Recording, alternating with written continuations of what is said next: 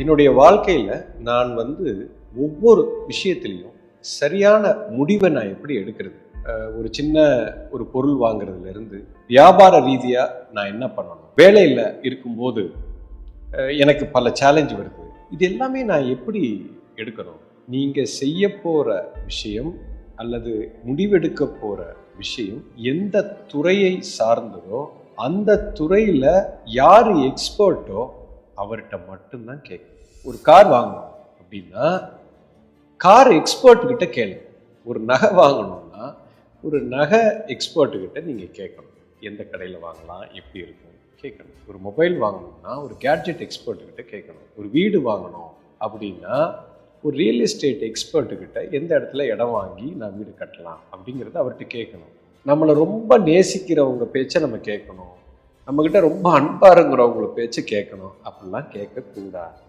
இதனால அவங்களுக்கு ஒரு பாதிப்பு வந்தாலும் நீங்கள் எக்ஸ்பிளைன் பண்ணுங்க. நான் உங்கள் பேச்சை நான் கேட்க மாட்டேன், ஏன்னா நீங்கள் அதில் எக்ஸ்பர்ட் இல்லை. Simple. I go by this logic. You understand. நல்லா புரிஞ்சுக்குங்க. அப்போ தான் நீங்கள் வாழ்க்கையில் ஒவ்வொரு விஷயத்துலையும் சிறந்த ஒரு அவுட்புட்டை நீங்கள் பார்க்க முடியும். ரொம்ப சிம்பிள், காமன் சென்ஸ். புரிஞ்சுருக்குங்க.